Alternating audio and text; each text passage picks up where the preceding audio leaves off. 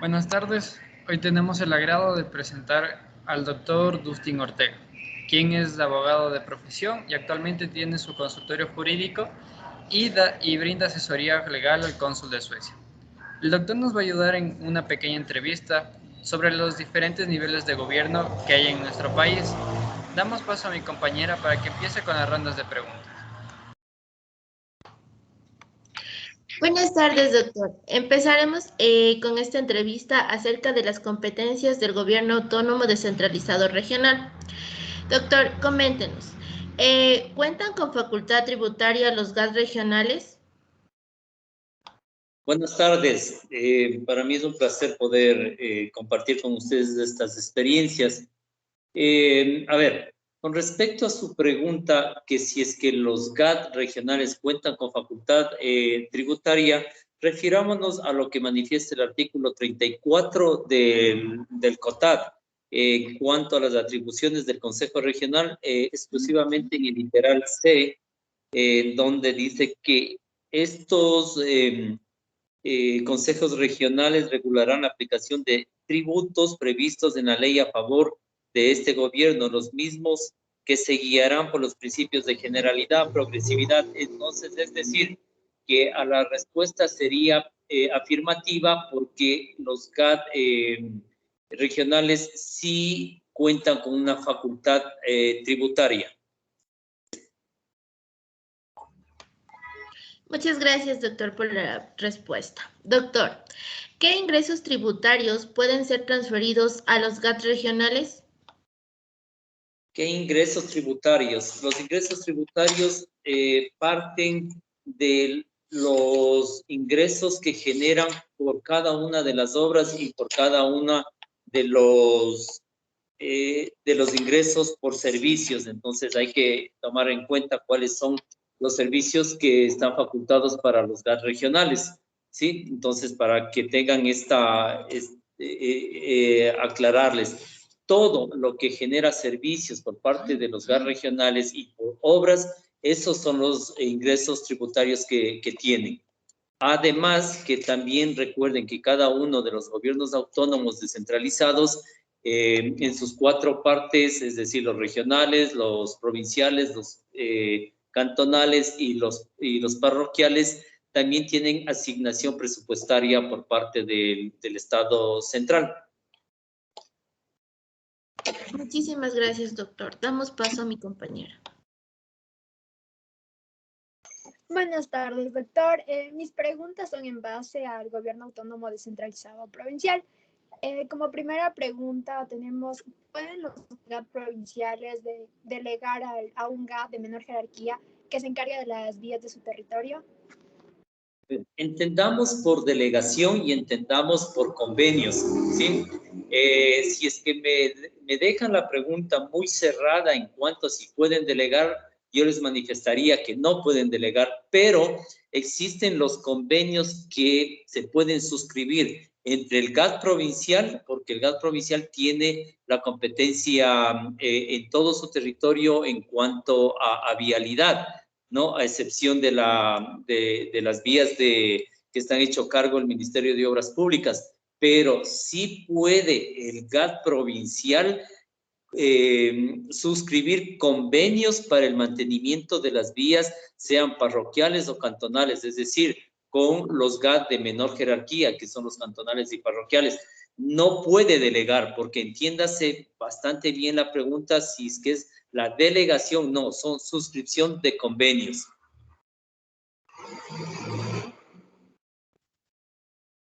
Gracias, doctor. Mi segunda pregunta es la siguiente. ¿Pueden los GAT provinciales establecer un fondo para el mantenimiento vial?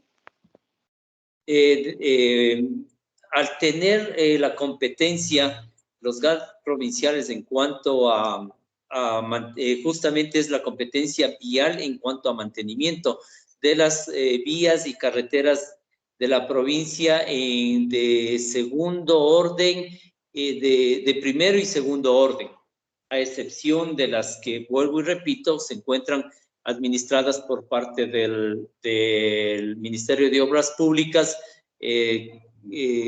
como son la E35, la E48 y otras vías de que son nacionales. Entonces, sí pueden, los GAD están facultados de establecer el Fondo de Mantenimiento Vial. Muchas gracias, doctor. A continuación, mi compañero. Muchas gracias. Siguiendo con los gobiernos autónomos descentralizados municipales, la pregunta es, ¿mediante qué competencias del GAD municipal se hace cargo del transporte público dentro del territorio? Hay que referirnos a lo que manifiesta la Constitución en cuanto a la descentralización del Estado, ¿no? Y esto viene y recae sobre el COTAD, pero para entender de mejor manera, todos los GAD municipales pueden asumir competencias, deben solicitar las competencias primero al ente rector, es decir, a la Secretaría, si no estoy mal, a la Secretaría Nacional de Competencias, ¿sí? A la Secretaría Nacional de Competencias. Ellos tienen que sacar la resolución de qué, de cuál de los servicios puede hacerse cargo el municipio. En este caso, lo que está facultado o las competencias que solicitan son las de transporte, las de salud, las de transporte, salud, hábitat, el tema de biodiversidad y de cultura. Entonces, en estas no pueden asumir si es que no tienen la resolución, vuelvo y repito, de la Secretaría Nacional de Competencias. ¿Sí? Entonces, el GAD municipal puede hacerse cargo del transporte público de acuerdo a su estructura. Les voy a dar un ejemplo. El Distrito Metropolitano de Quito tiene a cargo absolutamente todas las competencias de transporte, es decir, el tema de vigilancia, el tema de, por eso está creado la EMOP, que es la Empresa Metropolitana de Transporte, ¿no es cierto? Entonces, en base a esto, por la competencia, ellos adquirieron toda la competencia de seguridad, de vigilancia y de la administración de las vías. Por eso es que ellos tienen el sistema de recaudación a través del parqueadero, ¿no? Pero municipios más pequeños, les voy a dar el ejemplo de Alausí, ellos asumieron la competencia exclusiva solo para el tema de cobro de tarifario, de parqueaderos tarifarios. ¿Por qué?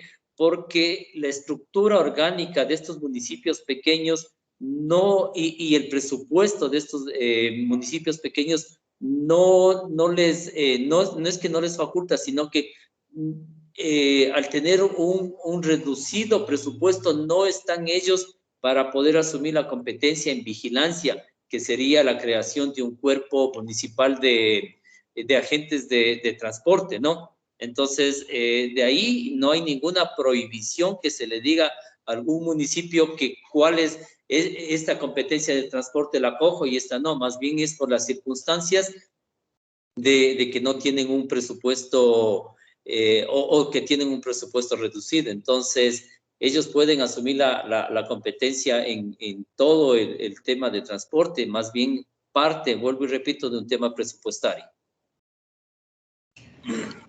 Listo, siguiendo con las preguntas.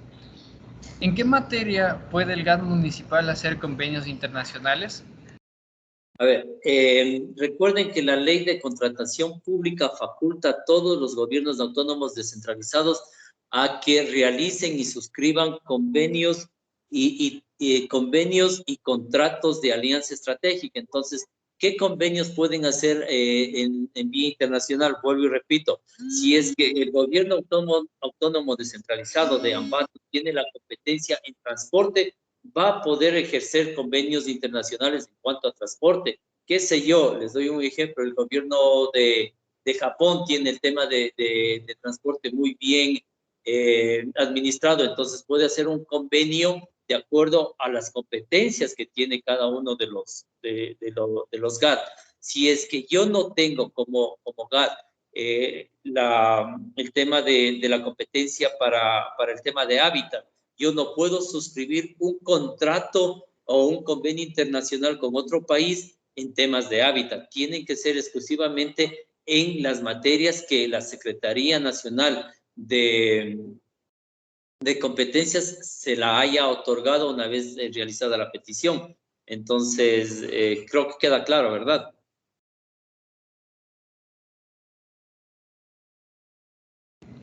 Sí, doctor, muchas gracias. Doy paso a mi siguiente compañero. Buenas tardes, doctor.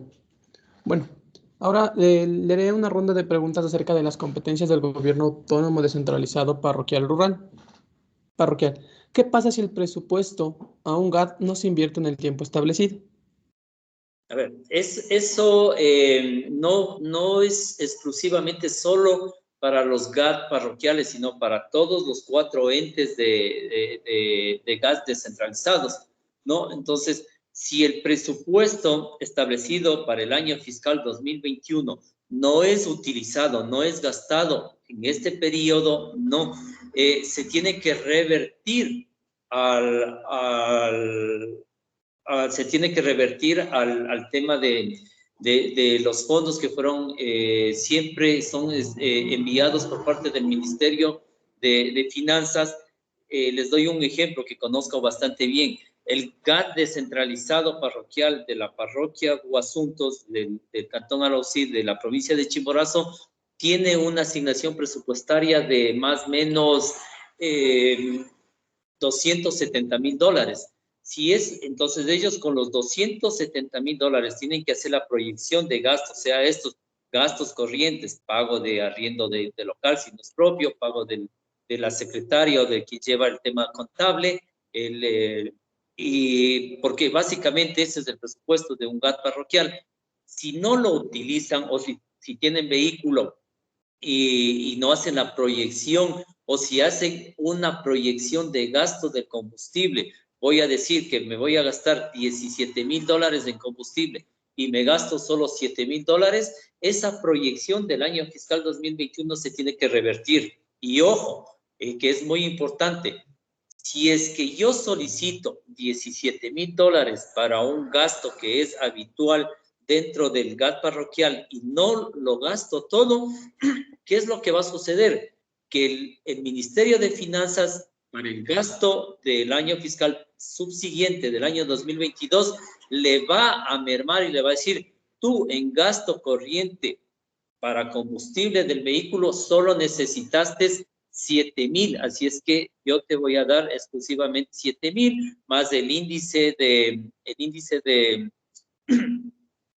inflacionario, te voy a dar $8,000, o sea, y qué pena si no te gastaste. Entonces, el de la Junta Parroquial o sea, si no se gastó los 17,000 de esta proyección, el otro año va a recibir exclusivamente solo los $7,000. Entonces, el tema presupuestario de los GAT es muy importante, es casi similar a lo del Estado central. Si yo como ministro digo que 80 millones me voy a utilizar en mi ministerio y me gasto solo 60, el otro año el Ministerio de Finanzas le va a otorgar solo los 60 millones. Y es igual, es de la misma manera que en los 4 formas de gobiernos descentralizados que tenemos. Muchas gracias, doctor. Siguiendo la siguiente pregunta. ¿De qué ingresos tributarios se benefician los GAT parroquiales rurales?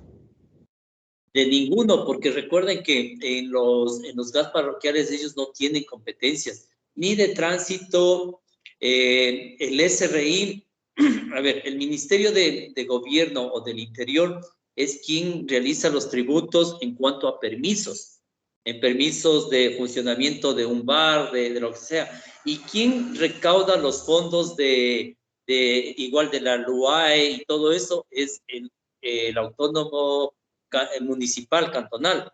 El parroquial no tiene ni por recolección de basura, ni por recolección de absolutamente nada. Entonces, es bastante discutible el tema porque no tienen ellos ningún tema de ingresos tributarios.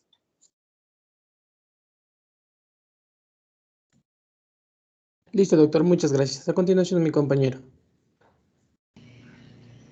Doctor, agradeciéndole por su tiempo y por sus conocimientos que el día de hoy nos ha brindado y deseándole éxito en sus labores diarias, hemos concluido con la entrevista y deseándole una buena tarde.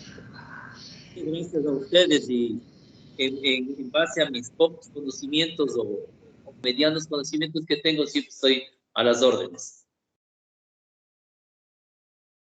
Un placer.